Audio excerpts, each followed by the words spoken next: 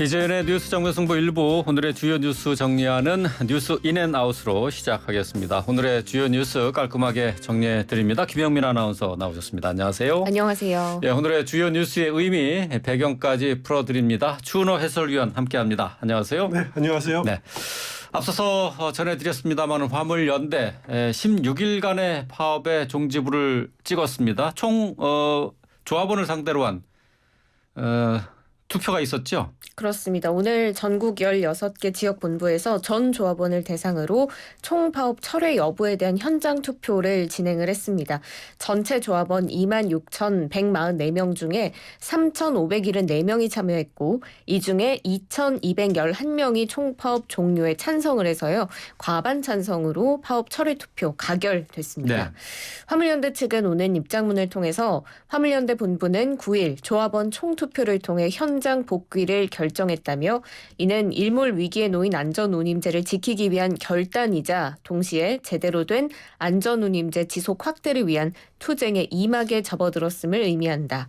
이렇게 밝혔는데요. 오늘 파업 종료의 배경이 뭔지 먼저 뉴스인 해주세요. 예, 오늘 투표를 보니까 투표율이 13%가 조금 넘습니다. 네. 그러니까 조합원이 26,000명인데 투표 참석한 사람이 3,500명밖에 안 되거든요. 네. 그만큼 한 보름 넘게 지속되면서 조합원들이 파업 현장에서 빠르게 이탈해 나갔다.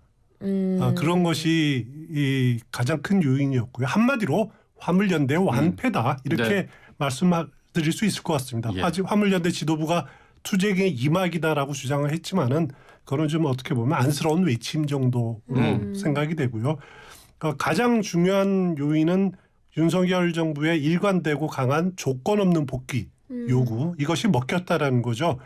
그동안 정부가 불법행위 엄단하겠다 그러면서 업무 개시 명령 2차례 내리고 이런 대응에다가 화물연대의 파업이 또 민심의 동의를 이렇게 뒷받침을 받지 못하고 네.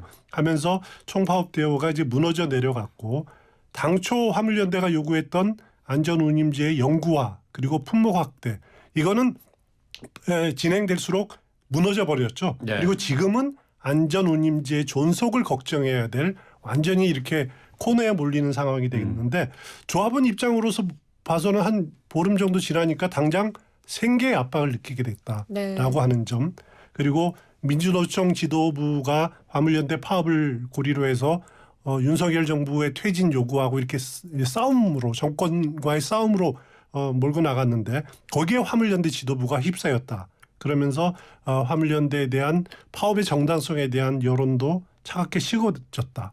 이런 분석 요인들이 작용한 것 같습니다. 그래서 제가 오늘 오후에 화물연대 홈페이지를 들어가 봤습니다. 그래서 어떻게 뭐라고 이렇게 반응이 돼 있나 들어봤더니만은 제일 먼저 있는 글이 화물연대 자기를 소개하는 글입니다. 그걸 한번 읽어보면서 저는 무척 안타깝다라는 생각이 들었는데 네. 여기에 어떤 구호가 있냐면은 물류를 멈춰 세상을 바꾸자라는 구호. 20여 년 전에 사용됐던 구호가 아직도 등장하고 있더라고요. 말씀하신 여기 화물연대 자체적으로 이 표현이 구성원들을 결속시키는 뭐 그런 구호다라고 생각할 수 있을지 모르겠습니다만은 물류를 멈춰 세상이 바뀌면 어떻게 바뀝니까? 아주 국민들한테 고통을 주는 방향으로 바뀌지 않겠습니까? 네. 그렇기 때문에 이거 너무 국민 삶과 동떨어진 구호다. 여기서 화물연대가 아직도 20여 년 전과 비교해서 한 발짝도 나가지 못했고 있구나라고 하는 안타까움이 들었고요. 또 두 번째는 이런 표현이 있었습니다. 화물연대는 끈질긴 투쟁을 통해서 전 세계에서 유일하게 전국적 차원의 안전운임제를 2020년부터 시행에 이르게 됐습니다. 라고 이렇게 표현이 들어가 있어요. 뭔가 좀 이상하다는 생각이 들었습니다.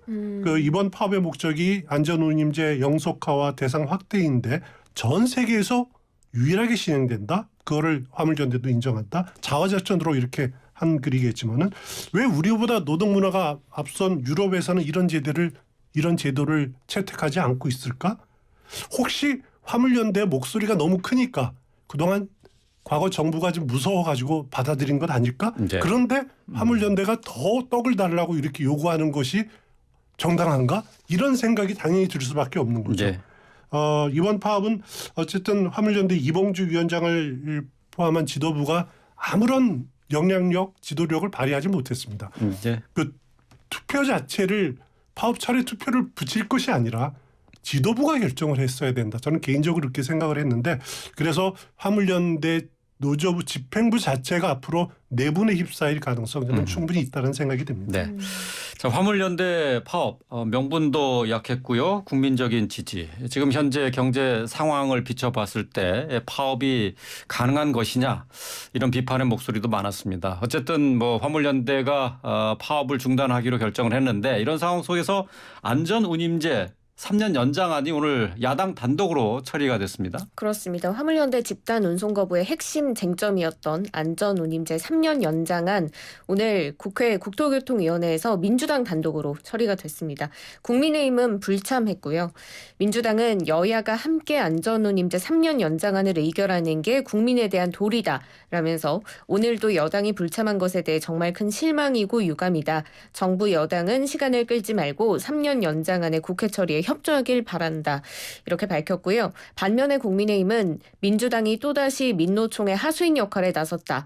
동력을 상실한 화물연대 집단 운송 거부 퇴로를 마련해주기 위해 이미 효력을 상실한 정부안을 수용하겠다며 국회 강행 처리에 나섰다고 반발을 했습니다.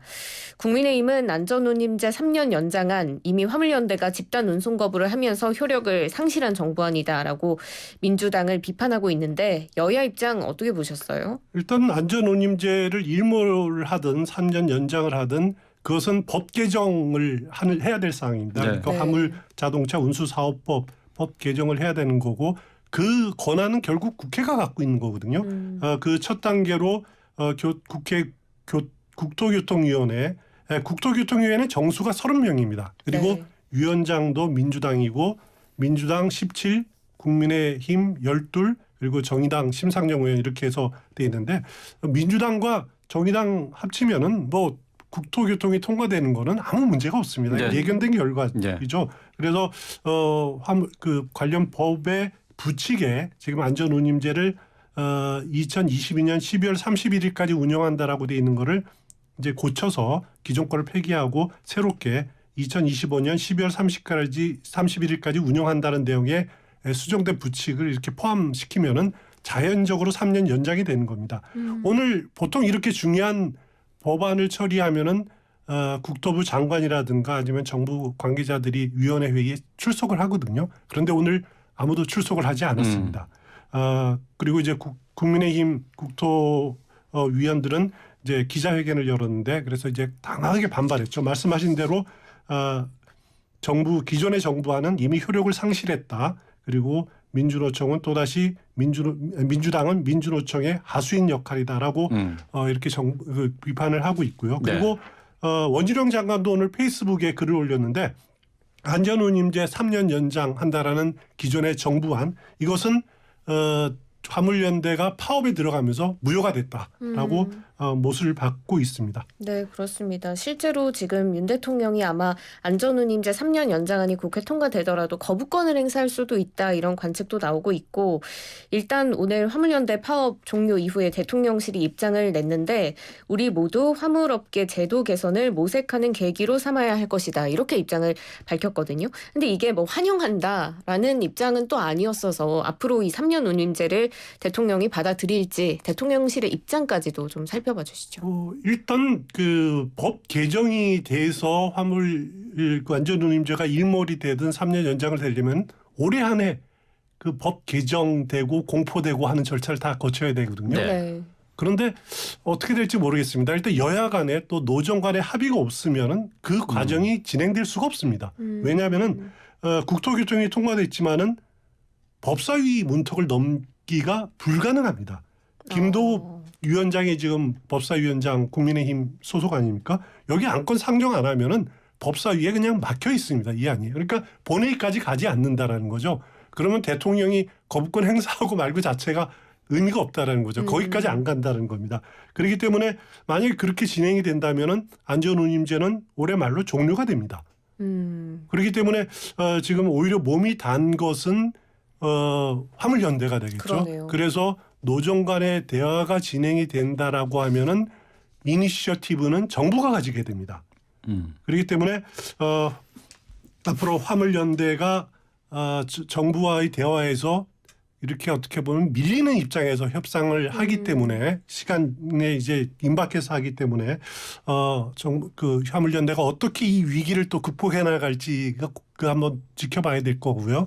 또 이제 여야 간의 협의는 민주당이 여야 동수로 별도의 위원회를 만들자라고 하지 않았습니까? 협상기구를 만들자고 했는데 국민의힘이 결국은 아마 응할 건데 중요한 것은 정부의 입장이 어떻게 정리되느냐 이런 것을 보고 판단할 가능성이 있습니다. 그래서 이니시어티브는 지금은 정부가 갖고 있다. 이렇게 보시면 될 것 같습니다. 네, 지금 파업도 종료가 됐고 어떻게 될지 모르지만 안전운임제 3년 연장을 하게 될 수도 있고 아닐 수도 있는데 일단 화물연대 측이 주장했던 부분은 제대로 이루어진 것이 지금 없습니다. 안전운임제 영구화, 품목 확대 이루어지지 않았는데 다시 이 문제가 수면 위로 떠오르면 어떡하죠? 일단 지금 이제 노정 간의 대화가 진행이 되더라도 물론 앞서 이제 정부가 주도권을 진다라고 표현을 했는데 그래도 정부 입장에서 안전운임제 다시 검토하겠다고 하지만은 그동안 3년 동안 시행했던 안전운임제를 아예 없던 일로 하기에는 그건 정부도 무척 부담스러울 겁니다. 네. 그렇기 때문에 그동안 일각에서는 정부 내에서도 원점에서 하겠다 이런 말도 나왔지만은 그거는 그 화물연대를 제가 보기에는 압박하기 위한 그런 말들인 의미가 더 크지 않았느냐. 네. 그래서 즉각적인 폐지로 이어지는 데는 정부도 부담감을 느낄 거다. 현실적인 해결 방안을 모색하지 않겠느냐. 그러니까 품목 확대 없이 일단 화물 안전운임제를 연장하되 그것이 3년이 될지 1년이 될지 2년이 될지 모르겠습니다만 일정 기간 그 운영을 더 해본 뒤에 효과를 한번 면밀하게 따져보자. 네. 그래서 제도를 어떻게 가져갈지 결정하자라는 식으로 정리될 가능성이 크지 않을까라는 생각이 듭니다. 이제 올해 20여일밖에 남지 않았는데 그 일몰제 연장이냐 법안을 영속화할 거냐 논의하기에는 참 시간이 촉박해 보이긴 합니다. 근데 오늘 갤럽의 여론조사가 나온 게 있었는데 윤 대통령에 대한 국정 운영에 대한 긍정평가가 2%포인트 종전 지난주보다 2%포인트 상승했죠? 그렇습니다.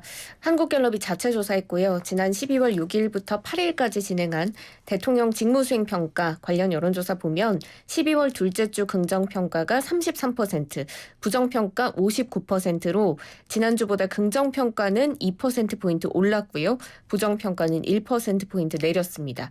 긍정평가의 이유 중에 1위가 바로 노조 대응이었는데요.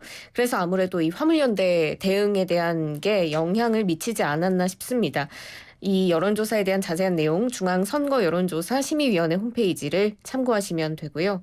이번에 윤 대통령이 화물연대에게 업무 개시 명령 내리는 등 굉장히 강경한 태도를 보였는데 이런 기조들이 아무래도 긍정적인 영향을 미쳤다 이렇게 봐야겠죠. 예, 당연히 그럴 겁니다. 일단 윤석열 대통령에게 우리 국민들이 기대하는 것은 이제 공적 원칙, 일관성 이런 이미지 아닙니까? 네. 갤럽 여론조사 보면은 긍정평가 이유가 1위가 노조 대응 24%로 나왔는데 네.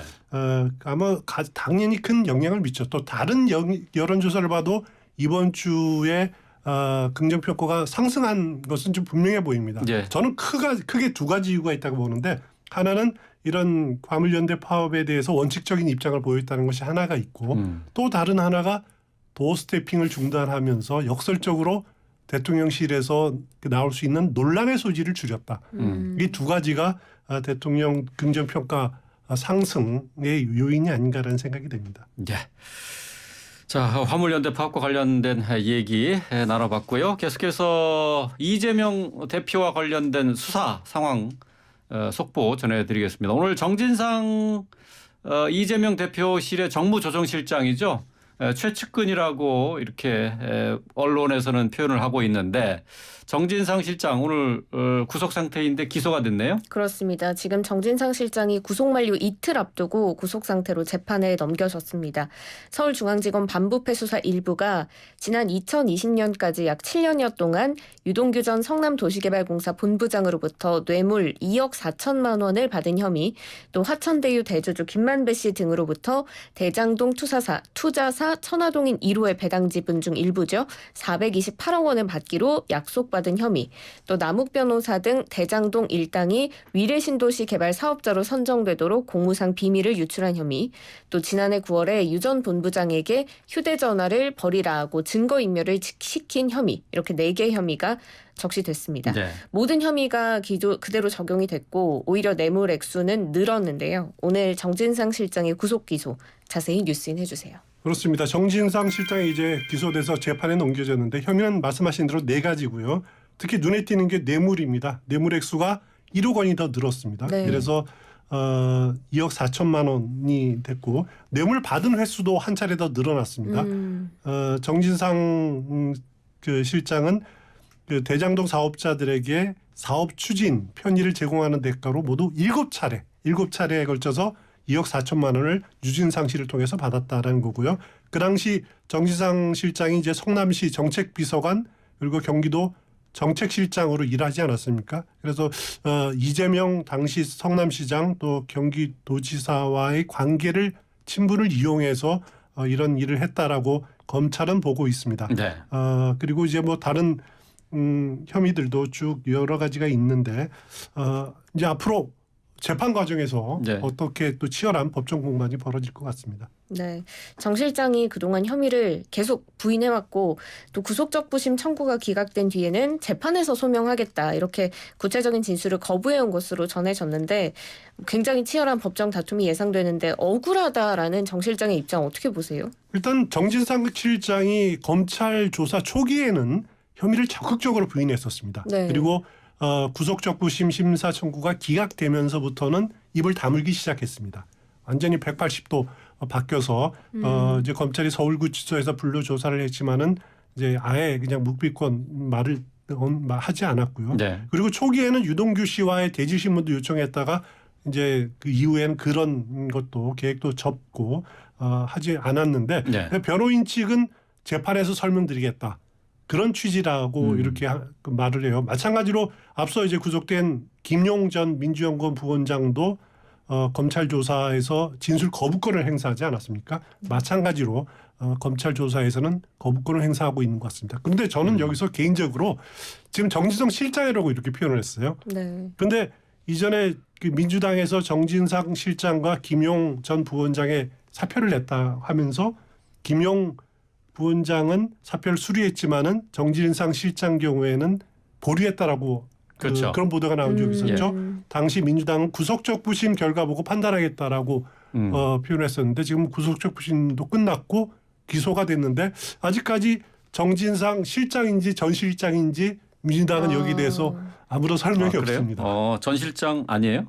아닙니다. 모르겠습니다. 그건 아직 확인된 민주당에서 거 아니- 말을 하지 그래요? 않고 있습니다. 그렇군요. 정진상 실장에 대한 공소장 이재명 대표와의 공모 관계는 적시되지 않았다고요? 그렇습니다. 하지만 이제 이 대표가 정 실장을 뭐 정치적 동지다, 공동체다 이렇게 적시했을 만큼 두 사람의 관계가 굉장히 긴밀하고 최근에 남욱 변호사가 428억 원의 몸통으로 이재명 대표 지목한 만큼 검찰은 아무래도 이 대표가 이번 사건에 관여했는지 여부를 이제 본격적으로 수사를 해나갈 것으로 보이는데요. 이재명 대표에 대한 수사 초일기에 들어갔다 이렇게 해석할 수 있을까요? 그럴 겁니다. 이제 이재명 검찰이 노리는 부분은 이재명 대표다라고 일반적으로 이렇게 많이 보고 저도 개인적으로 그렇게 생각이 되는데 오늘 이재명 대표가 정진상 실장이 기소된 것에 대해서 반응이 나왔습니다. 그렇습니다. 기소되면 반응이 나오지 않을까라는 생각을 네. 했는데 짧은 반응인데 뭐라고 했냐면은 정치 검찰이 이미 정해놓은 수순에 따라서 낸 결론이다. 이미 예견된 일이었다. 법정에서 진실이 가려지고 무고함이 밝혀질 것으로 믿습니다. 라고 이렇게 짧은 입장을 냈는데 그동안 이재명 대표 향해서 이제 당 내에서도 그런 지적이 많지 않았습니까? 뭔가 사과든 유감 표명이든 있어야 되는 것 아니냐. 네. 최측근이 이렇게 이제 구속 기소된 시점에서 있어야 되는 것 아니냐고 했는데 이재명 대표의 반응은 어떤 유감 표명이나 사과 표명이 없었습니다. 반면에 내 갈 길 가겠다. 정면 돌파하겠다라고 하는 뜻을 밝힌 것으로 생각이 되는데 검찰 수사 앞으로 이재명 대표를 향할 것은 분명해 보이고 결국 이제는 검찰과 이재명 대표의 싸움이 본격화될 것이다. 이재명 대표는 검찰의 주장 하나에서부터 열까지 하나도 인정하지 않고 있지 않습니까? 그런 이제 결국 검찰로서는 이재명 대표와 이미 구속 기소된 김용 그리고 정진상과의 직접적인 연결고리를 어떻게 찾아내느냐 이게 관건인 것 같습니다. 네. 이재명 대표에 대한 수사 뭐 정치권에서도 올해 말이냐 아니면 내년 초냐 이렇게 시기만 남아 있다라고 얘기하지 않았습니까? 그렇습니다.